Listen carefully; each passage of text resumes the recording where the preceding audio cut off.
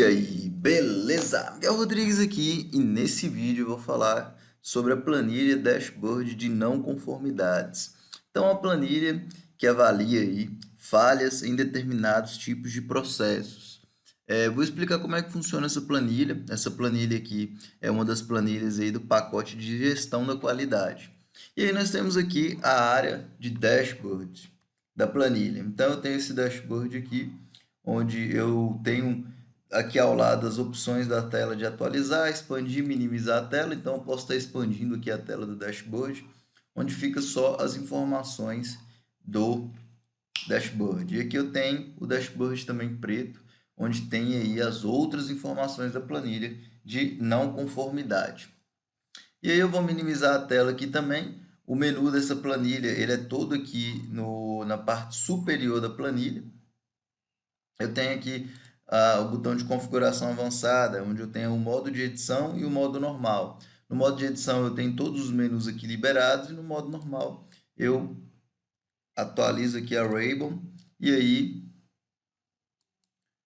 vamos atualizar aqui, modo normal, modo de edição, atualizou, modo normal. No modo normal aqui, a Rainbow ela fica só com o menu, aqui com o menu das opções da planilha. Então, eu vou voltar aqui para o dashboard e aí eu vou começar agora a explicar aqui o passo a passo, um a um aqui, do que significa esses menus. Então, eu tenho as premissas básicas aqui, que é o nome da empresa, o CNPJ, o ano de vigência da planilha e a área responsável. Depois eu tenho os envolvidos, onde eu vou cadastrar aqui os setores da empresa, né? Aqui eu deixei alguns setores fictícios só para ilustrar a planilha.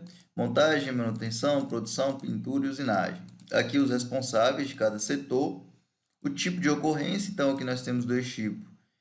Ocorrência, né, que é a falha em si aí durante um processo, e melhoria de oportunidade, que aí entra a questão de um ganho de oportunidade em determinada situação. Vamos explicar mais para frente isso aí. Tem o planejamento das metas, então com base aqui nas informações das planilhas, eu faço esse planejamento das metas, vou deixar para explicar o planejamento após os lançamentos mensais.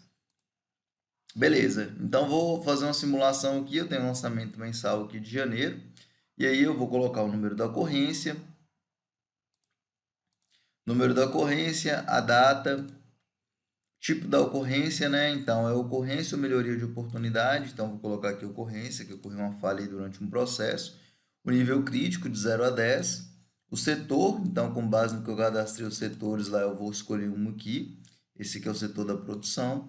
Aí, o responsável já aparece automaticamente. Assim que eu mudo aqui o setor, o responsável ele também já é associado ao setor que eu coloquei lá. Eu vou estar colocando aqui produção. O descrição da ocorrência. Então, o que foi que aconteceu aí no processo? Danificado, não é, objeto danificado aí no processo, né? Peça danificada no processo. O tempo, né? Impacto no processo. Aqui, se for, por exemplo, um processo de carregamento, por exemplo, é medida em tempo. Então, o processo de carregamento dura aí por volta de 4 horas. E aí eu tive um impacto nesse processo, uma não conformidade aí de 1 hora e 25 minutos. Então, eu coloco aqui o impacto de tempo no processo.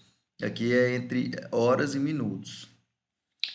Se teve peça rejeitada, então aqui já estamos falando de outro tipo de processo na produção aí de produtos. Teve peça rejeitada? Sim, 5. Então, quantidade vai açucatear, aí eu coloquei aqui 2. Quantidade recuperar, se deixar em branco e 0, é a mesma coisa. Quantidade devolver, 3. Retorna para o estoque, 2. Retorna para a linha de produção, e por aí vai. Então, eu tenho o custo unitário da peça aqui, né? Vamos supor aqui que a peça custou R$ 25 custo unitário e o custo de devolução aqui é R$ 12. Então, eu vou ter aqui um total, né? O custo total de R$ 62. Por quê? O custo unitário, R$ 25. Eu tive duas peças aqui sucateadas nessa situação. Então, é R$ 25,50. 50. Mais o custo de devolução. No caso, o custo de devolução que eu vou devolver três peças, e aí eu coloquei um custo geral de devolução de R$ 12. Então, deu um total aqui de R$ 62. Se quiser colocar alguma observação, é válida aqui do outro lado. Em relação às metas, planejamento de metas aqui, ele está bem relacionado a essa questão. Então, eu tenho aqui os meses e aqui eu tenho os impactos que são analisados lá nos meses. Então, eu tenho aqui impacto de tempo de carrega de processo, a quantidade rejeitada, querer definir aí uma quantidade mínima rejeitada, a quantidade sucateada, a quantidade de recuperar, quantidade de devolver, retornar para o estoque e a quantidade do linha de produção. Então, que eu posso definir aí umas metas para minha equipe para analisar melhor aí essas métricas. E aqui, quanto maior, melhor, ou quanto menor, melhor.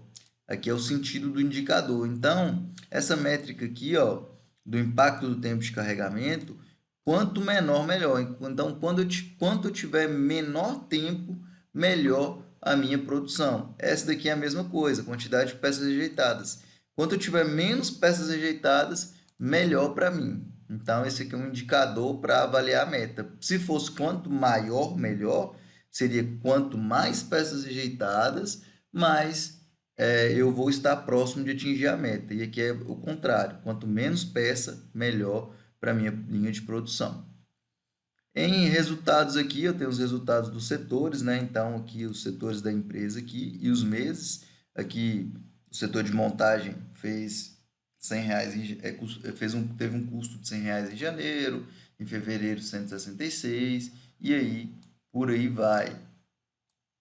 O setor de manutenção, o setor de produção, e aí cada setor aí, respectivo aí, a seu custo mensal, tá bom? Já aqui nos resultados mensais, eu consigo observar o que foi em quantidade aqui, o que foi os impactos dos meses. Então, no mês de janeiro, eu tive aqui um impacto de 1 hora e 25 minutos ao decorrer do meu processo. Tive 6 peças rejeitadas, tive 3 peças sucateadas, 0 peças a recuperar, 3 peças a devolver, 0 peças aí que voltou para o estoque, 0 peças que voltaram, né, para a linha de produção. Eu tive um custo unitário nesse mês aí de R$ 30,03, né, a média dos custos unitários. Custo de devolução, eu paguei R$ 112 para fazer a devolução e eu tive um custo total de R$ 228. E aí, isso aqui é avaliado em cada mês aí, no respectivo aí, aspecto que foi medido no processo. E eu tenho aqui a análise da causa. Então, eu tenho aqui uma causa, né? Eu escolho o mês aqui, por exemplo, o mês de maio. E aqui eu tenho as ocorrências do mês de maio. Então, eu tenho aqui essas 4 ocorrências aqui que aconteceram no mês de maio. E depois eu coloco aqui o setor. Qual foi o setor aí dessa ocorrência aqui de troca de motor? Ah, foi da usinagem. Então, beleza. E aqui eu tenho duas opções de estar inserindo aí uma análise de causa, o diagrama de Chikawa e o 5 porquês. Então, eu clico aqui, eu venho para o diagrama de Chikawa, tem a opção também aqui de expandir a tela para ficar até mais fácil a visualização. E eu tenho aqui a causa que então a minha causa é troca de motor. Então, eu venho aqui e preencho manualmente quais são as causas aqui nas 5 vertentes do diagrama de Chikawa. Tenho também a opção, voltando aqui para análise dos 5 porquês. Então, aqui os 5 porquês, análise dos 5 porquês. Eu tenho aqui descrição do problema, causa analisada, e aqui eu vou digitando o primeiro porquê, o segundo porquê, o terceiro porquê, o quarto porquê, e aqui eu consigo identificar a causa raiz. Posso fazer aqui também um plano de ação para já estar adiantando aí algo relacionado à resolução desse problema. E para fechar agora, eu tenho o dashboard aqui dessa planilha. Esse dashboard é dividido em dois, né? Então, aqui eu tenho a quantidade de ocorrências durante o ano, 37. Quantidade de oportunidades de melhoria, eu tenho 12. E o valor gasto aqui durante o ano, eu tenho o valor de 2.886. Lembrando que essa planilha aqui ela é fictícia, né? E aí eu tenho os gráficos aqui com gasto, com custo total mensal. Então, meu custo total mensal é esse aqui. No mês de novembro aí, ele ficou um pouco acima da média, né? Eu posso expandir a tela aqui para ver o gráfico de uma forma melhor. Impacto no processo, então, que já está ligado aos impactos nos processos ali, na medida de tempo. E aqui a quantidade rejeitada, então tem aqui uma quantidade rejeitada de 6 de março, 6 em abril e por aí vai. Aqui eu posso fazer um comensado aqui por mês ou por trimestre, eu seleciono aqui por trimestre, aparece já os 3, eu posso fazer por semestre, aparece aqui os 6 e por aí vai. Posso selecionar também um mês e a minha planilha já é toda automatizada aí, em relação a essas informações. Clicando aqui, eu tenho as informações relacionadas ao que foi orçado e realizado. Então, eu coloquei lá na minha aba de metas, sobre impacto do carregamento, coloquei uma meta lá, e aqui aparece o planejado de azul e o realizado de verde. Então, o gráfico de linha aqui, ele me mostra o que foi planejado e o gráfico de verde aqui, ele me mostra o que foi realizado. Lembrando que, nesse caso, quanto menor, melhor. Eu tenho uma diferença média percentual aqui de 17% e aqui eu tenho a diferença média mensal, que em janeiro eu tive 60% aí acima da meta, né? Que foi esse mês aqui de janeiro. A meta era 3 horas, eu consegui fazer em 1 hora e 21 minutos, 25 minutos. E por aí vai, 50% acima da meta.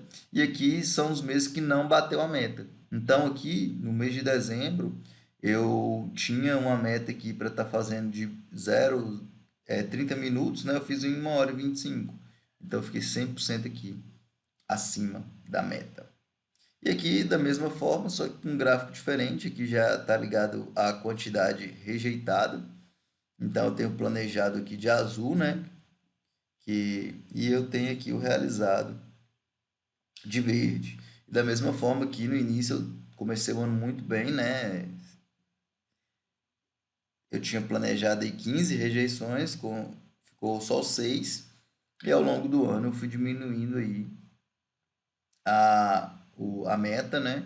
E aí foi acabando que em dezembro aqui era para ter feito só 3 e eu fiz 6 aí. E aí eu gerei esse gráfico aqui de percentual mensal. Então fiquei muito abaixo da meta. E a média do diferencial é esse aqui de 9%.